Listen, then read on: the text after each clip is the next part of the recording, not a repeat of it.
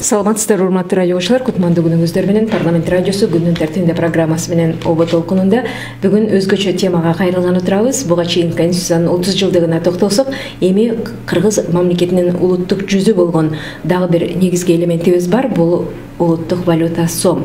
Сом дагы жүгүртүүгө чыкканына минтеп 30 жыл толуп отурат.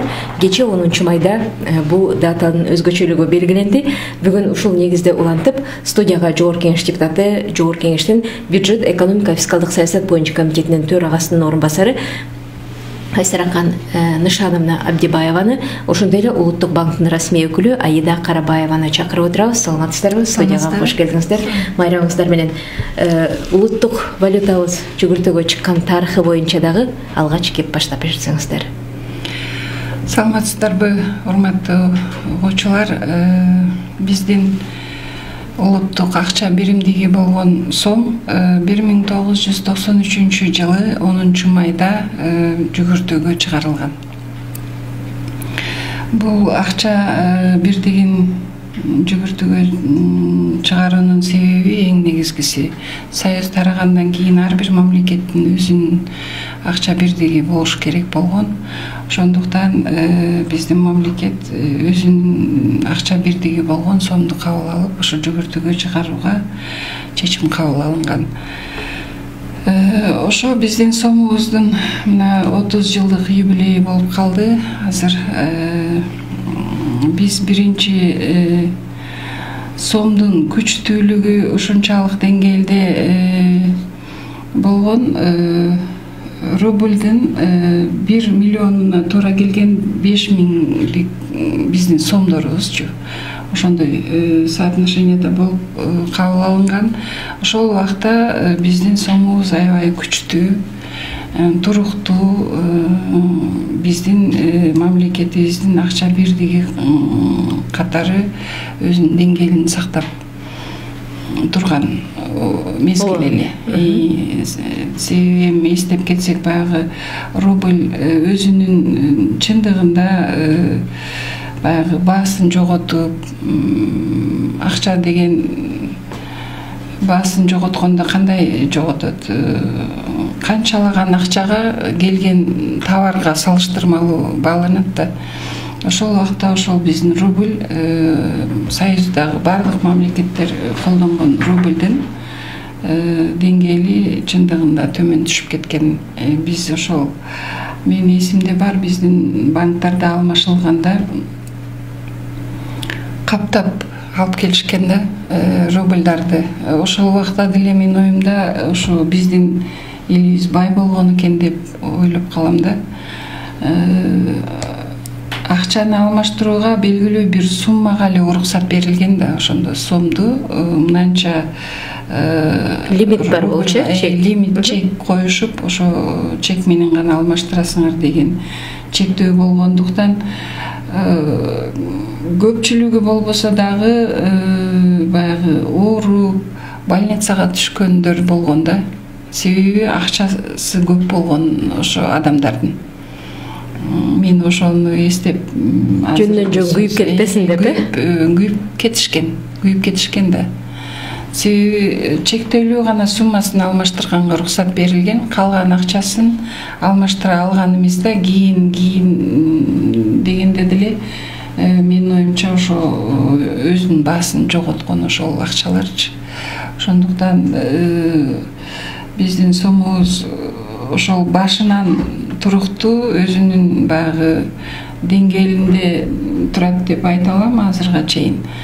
Дагы буйруса бул биздин акча бирдигибиз болгон сомдун деңгээлин жогорулатып, туруктуулугун, коопсуздугун камсыздоодо көптөгөн иш-чараларды алдын ала көрсөк болот. Ошондой эле биздин банк системасында иштеген кызматкерлердин майрамы болуп өттү ошо сомго кабыл алынган күнгө катарлашы эле. Ошо банк кызматында мен да иштегем, мен да майрамыңыз менен. Мен дагы анча-мынча куттуктоолорду алып калдым.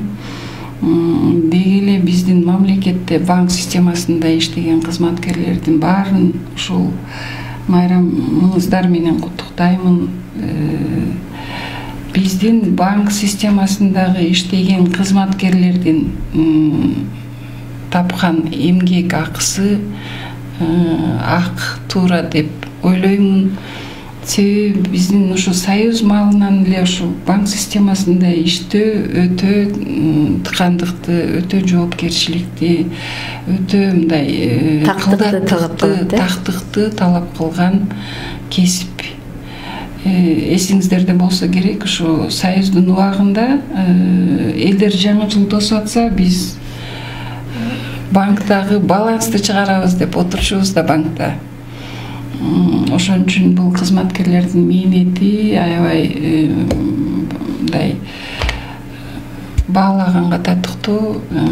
Сиздерге ошо бекем ден соолук, ишиңиздерде ийгиликтерди каалайм.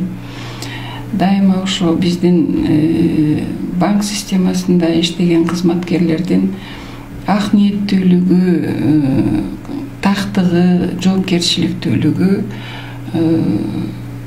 бааланып турса, биздин мамлекетте элге кызмат кылуу жаатынан банктар ушу өнүгүп өсөт деп ойлойм. Аида Мырзакуловна, мына сомдун тарыхы жөнүндө жакшы маалыматтарды алдык. Негизи эле сомду кабыл алууда, аны жүгүртүүгө чыгарууда биринчи дегенде долбоорлоо иштери жүрөт, анын дизайны дегендей, анан аны жактыруу процесси дегендей, ушулар жөнүндө да айтып берсеңиз, канча убакытты талап кылат, ушул дизайнды бекитүүгө кимдер катышат дегендей купуя болбосо. Рахмат, чоң сарыншаны куттуктооңузга рахмат. Негизи 1993 жылы улуттук валютаны киргизгенге чейин көп жумуш жүргүзүлгөн, даярдык жумуштары. Биринчиден, чындыгында бардык ошо экономикалык процесстердин токтолостугун, үзгүлтүксүздүгүн камсыз кылуу керек эле. Бул биринчиден. Экинчиден, сиз айткандай сомдун дизайны, кандай дизайнда болуш керек, кимдин сүрөтү чагылдырылышы керек, кандай баягы басып чыгуу же болбосо кайсы жерден баягы алмаштыруу иштери жүргүзүлүшү керек. Албетте бул уже тарых 30 жыл өттү. 30 жылдан бери албетте биздин валютадагы өзгөрүп, өнүгүп, коргоо элементтери да жакшырып, тышкы дизайн, көрүнүшү дагы өзгөрүп, бүгүнкү күндө биздин ушу КМШ өлкөлөрүнүн жана ошондой эле биздин региондогу бирден бир туруктуу валюталардын бири. Бүгүнкү күнгө чейин чындыгында азыркы күндө дагы ошо 30 жыл мурун эле кабыл алынгандай ошол дизайны боюнча чечим мындай авторитеттүү комиссия катарынан кабыл алынат да. Бул ошо президенттин жарлыгы менен түзүлгөн атайын комиссия. Бул комиссияга президент кирет, премьер-министр, улуттук банктын төрагасы, каржы министри, илимдер академиясынын өкүлү жана ошондой эле искусствонун бир баягы ишмерлери. Ошол комиссиянын чечиминин негизинде дизайны жактырылып, боло турган баягы элеси жактырылып, ошондой чечимдин негизинде гана анан баягы жаңы купюрадагы номиналдагы купюралар чыгарылат. Негизи эле 93-жылы эсиңиздерде болсо керек, биринчи чыккан баягы сомдо ал өткөн мезгилдин сому болчу, банкнотасы. Анда баягы Манастын эстелигинин элеси түшүрүлгөн, бир сомдо кызыл түстө, тыйындарыбызда кагаз эле, жана ошондой эле эң эле жогорку номинал бул баягы 20 сомдук көк түстөгү Манастын эстелигинин элеси түшүрүлгөн банкнота эле. Анан 94-жылдан баштап бул жаңыртып, баягы болгон ишенимдин артканына байланыштуу жаңы дизайнда жана ошондой эле коргоо элементтерин жакшыртуунун алкагында ошо 5 этапты басып өттү. Негизи сомдун өзүнүн дизайны, бирок баягы 93-жылы кабыл алынган концепциясы бүгүнкүгө чейин сакталып келет. Бул концепция ошо банкноталарга биздин ошо илимий тарыхый мурас калтырган биздин көрүнүктүү инсандардын элесин түшүрүү концепциясы бүгүнкүгө чейин сакталып келе жатат. Ошондой эле өткөндө биз маалымат бердик эле, көчөгөн 10-майда ошо улуттук валютанын 30 жылдыгына арнап жаңы дизайндагы банкноталарды жүгүртүүгө чыгардык, 1000 сомдук. 500 сомдук жана 200 сомдук. Жана мен жогоруда айткандай эле элестери мурункудан эле ушу киргизгенден баштап 200 сомдо биздин улуу Алкул Осмонов, 500 сомдо улуу Манасчы Саякбек Каралаев жана 1000 сомдо улуу ойчул Жусуп Баласагынын элеси сакталып калды. Бул жаңы дизайндардын жаңы банкноттардын дизайны жакшыртылды. Айырмачылыгы бул багы заманбап ушу банкноттун технологияда колдонулган эң алдыңкы багы практиканы колдонуу менен жакшыртылды да. Бул жерде багы магнитный лентасы мындай караганда куулуп турат. Жана ошондой эле мурун номери, банкноттун номери бет жагында болсо, азыр бир эле жагындабы? Сырт жагына, на оборотной стороне деп коебуз да, көрсөтүлдү. Жана ошондой эле сомдун белгиси дагы түшүрүлгөн. Жана ошондой эле жана суу белгилери дагы жакшыртылып, ушу көчөгүндөн баштап жүгүртүүгө чыгарылып, биздин жарандар дагы колуна алып, бүгүнтөн көчөдөн баштап колдоно баштады да.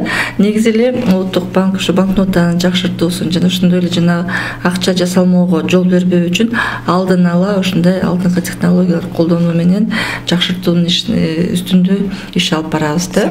Сапатын жакшыртып, ушу биздин жарандар дагы ушу биздин улуттук валютаны колго алганда мындай сыймыктануу менен кандайдыр бир мындай баягы улуттук сыймыктануусу дагы жогору аярлоо менен колдонуш керек. Аярлоо менен. Анткени сом дагы бул багы улуттук символикалардын бири да.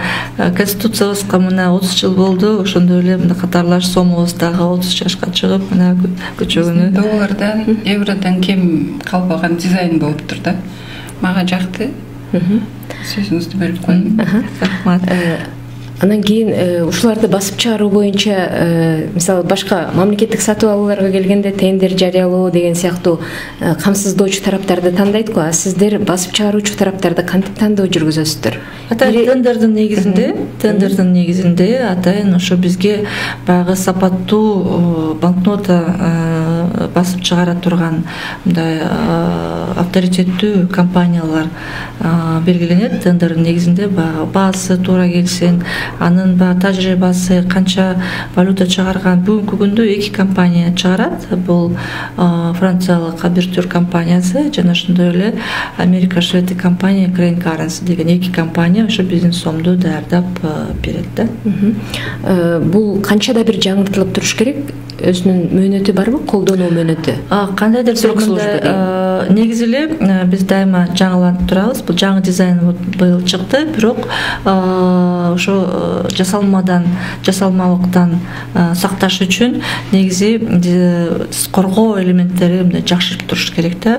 Биздин сомду мындай албетте баягы шылуундар ар кандай жасап жасалмакчаны чыгарып турат, бирок эң эле мындай төмөн пайызда да ошо 0,100 миңден 5% гана түзөт да.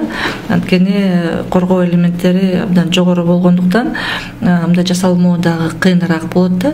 Анан жана коргоо элементтери боюнча дагы айтсак, мисалы биринчи эле көргөндө, мисалы жана мен айткан жанагы суу белгилери, магнит лентасы, баягы мындай рельефтүү белгиси. Анан экинчи этабы бул жанагы коммерциялык банктардын кассирлери үчүн атайын приборлордун колдонуусу менен көрүнүчү баягы коргоо элементтери бар да. Анан үчүнчү дагы этабы бар, бул купуя элементтери дагы бар. Анткени баягы эгерде кандайдыр бир банкнотанын жогорку сапатта жасалган болсо, Улуттук банктын эксперттери гана ошо жанагы сырлуу коргоо элементтерин таанып туруп, анан ошонун баягы нактала эмеспи же баягы жасалмабы ошону белгилей алат да. Мына азыр заманбап дегендей биздин улуттук валюта, ошондой эле криптовалюта деген электрондук акчалардын түрлөрү чыкты да. Ошондо сомубуздун куну кандай деп бааланат? Негизи бүгүнкү күндө биздин сомдун куну жогору. Эгерде мисалы жылдын башынан берки статистиканы алсак, ошо жылдын башынан бери баягы эң эле көп колдонгон Америка акш доллары эмеспи, 2% тегерегинде мындай баягы баасы куну түшкөн болду да, бирок биздин кошуналарга караганда бул абдан мындай төмөн көрсөткүчтө. Анан криптовалюта болсо бул баягы виртуалдык валюта, виртуалдык инструмент да. Ошо жакында эле ошо 2022-жылы ошо виртуалдык валюталар жөнүндө мыйзам кабыл алынып, ошонун негизинде дагы талаптар коюлуп, алардын багы тобокелдиктерин биздин жарандарга ошол операциялар жүргүзгөн жарандарга болгон тобокелдиктерин эске алуу менен ошо мыйзам кабыл алынды. Анткени ага чейин бул багы кандайдыр бир талаптарда болгон эмес, мыйзамда болгон эмес. Башкача айтканда ошо криптовалюта менен операциялар жүргүзгөн жарандар баягы тобокелдиктер өздөрүнө гана алчу да. Кандайдыр бизге да көп кайрылчу криптовалюта менен операция жүргүзсө болбойбу деп биз анда айтчубуз. Азыркы убакытта кандайдыр бир талап жок. Эгерде тобокелдиктер бардыгы өзүңүз тартасыз деп. Азыр мыйзам чегинде бардык талаптар коюлуп, кандайдыр бир баягы чек дагы коюлду да. Мисалы, мага акча которуп кой дегенде электрондук операциялар жүрүп атат да, сом менен болсо дагычы. Жанагындай биткоин, токен деген сыяктуу элементтерди азырынча биздин элибиз колдоно элек деп айтсак болобу? Колдонгондор бар колдонгондор, бирок жана мен жогоруда айткан бул өздөрүнүн тобокелчилиги да. Анткени криптовалютадагы волатилдүү да бир күнү анын баасы жогорулап кетиши мүмкүн. Ошондой эле кандайдыр бир убакта төмөндө болуп калышы мүмкүн. Бул багы жогорку тобокелдиктүү активдер болот. Биздин сомубуз туруктуулугун сактап келаткан, башкаларга салыштырмалуу жакшы валюта деп айтып атасыздар азыркы маалыматтарга караганда. Ошолордун ичинен чындап баалуу боло турган болсо, бир номинацияга ээ болгон сыйлыктар деп коебузбу? Кайсы банкнотторубуз көбүрөөк бааланат? Негизи 2017-жылы чыккан 2000 сомдук эстелик валюта номиналы бар. Ал багы эстелик номиналдагы купюра ошо эгемендүүлүктүн 25 жылдыгына жана валютанын 25 жылдыгына жана улуттук банктын 25 жылдыгына арналган мындай баягы памятный банкнота деп коебуз. Ошол банкнотабыз 2 сыйлыкка ээ болгон. Бул 18-жылы болгон ошо Батыш Европа өлкөлөрүнүн арасындагы ошо мындай мыкты жылдын мыкты валютасы деген номинацияга ээ болгон. Жана ошондой эле Америка Кошмо Штаттарында болгондагы атайын көргөзмөнүн жеңүүчүсү болгон. Андан тышкары 5000 сомдук купюрабыздагы эл аралык конкурстун жеңүүчүсү болгон. Ошо эки биздин банкнота эл аралык конкурстардын жеңүүчүсү болгон. Ошон үчүн биздин улуттук валютанын банкноттор менен абдан мындай сыймыктанабыз да. Ошондо азыр биздин валютанын канча номинациялары колдонулуп атат? Ошондо 7. Ошондо 7 номинал бар. Мурунку баягы монета болуп калбады. Мисалы 1 сомдук, 5 сомдук, 10 сомдук баягы монета болуп калды. Монета түрүндө чыгарылып калды. Бирок мына 20 сомдук бар, 50 сомдук, 100 сомдук, 200, 500, 1000 сомдук жана 5000 сомдук. Эң эле ири номиналдагы купюра бул 5000 сомдук купюра да.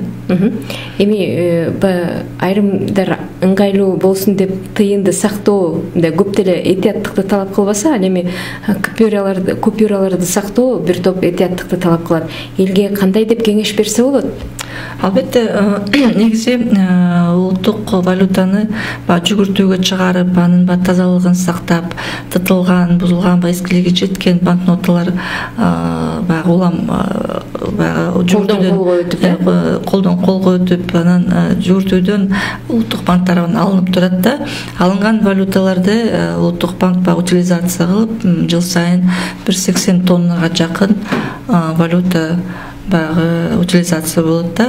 Анан бул албетте көп каражатты талап кылат. Ошо банкнотанын тазалыгын баягы жүгүртүүдө дайыма болушуна улуттук банк өзүнүн каражатынан дайыма даярдап турат. Албетте ошо биздин жарандарга учурдан пайдаланып кайрылат элем, улуттук валютага аяр мамиле кылыңыздар, улуттук валютаны сактаңыздар. Канчалык улуттук валютага айырлуу мамиле кылса, баягы жашоо, жүгүртүү турмуш жүрүшү дагы узагыраак болот. Албетте ал дагы биздин баягы чыгашаларды азайтууга мүмкүнчүлүк берет да. Бул бир жагы. анан кийин баягы элде баары бир деле ырым жырым деген нерсе бар да. Акчаны чакыруунун кандай сырларын угармандарга бөлүшө кетесиздер? Эми анын психологиялык тараптан өзгө кезде канчалык акчаны аярлуу, ошо акчага канча аярлуу мамиле кылып сактаса, ошончо акча баягы ошол киреше болот деген дагы бир кандайдыр бир ырымдар бар го. Эми бул ар кимдин өзүнүн каалоосу болушу керек, бирок негизи улуттук валютага абдан айрылуу мамиле кылыш керек. Анткени негизи эле инсандардын ошол валютада чагылдырылган инсандар бул улуу инсандарды бүктөп, чийгилеп, же болбосо кандайдыр бир тытмалап мындай алып жүрүүгө жол бербеш керек да негизи. Мен кошумчалап кетейин. Акчаны чакыруунун эң жакшы эрежеси акчаны жакшы, таза, тыккан пайдалануу. Акчаны дагы таза, баягы бул киши айтып кеткендей, бүктөбөй, кирдетпей, сүрөттөр менен сүрөттөрүн дал келтирип деп, сүрөттөрүн дал келтирип баягы колдонсо акчада сүйүнөт экен. Мен эми баягы тамаша болуш керек, бирок чындыкка жараша деп ойлойм да. Мен дайыма балдарыма ошону көрсөтүп келем.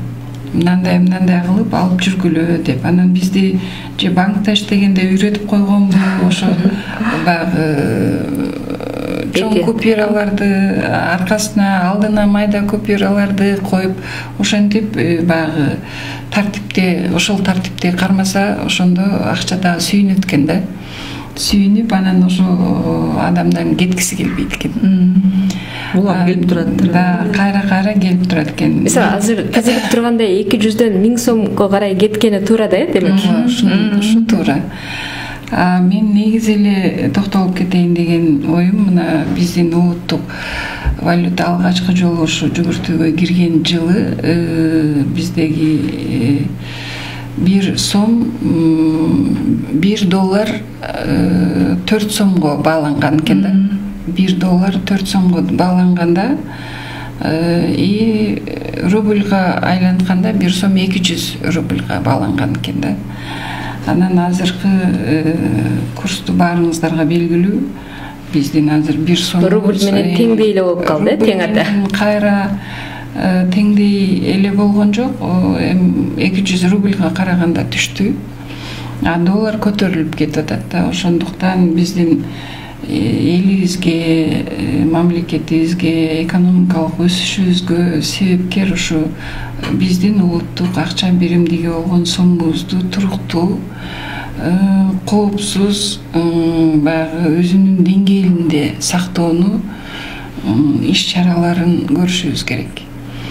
Өзүбүздүн улуттук ошо акча биримдиги болгон сомубуздун деңгээлин көтөрсөк, биздин экономикабыз көтөрүлөт. Биздин ошо жашоо шартыбыз элибиздики жакшырат.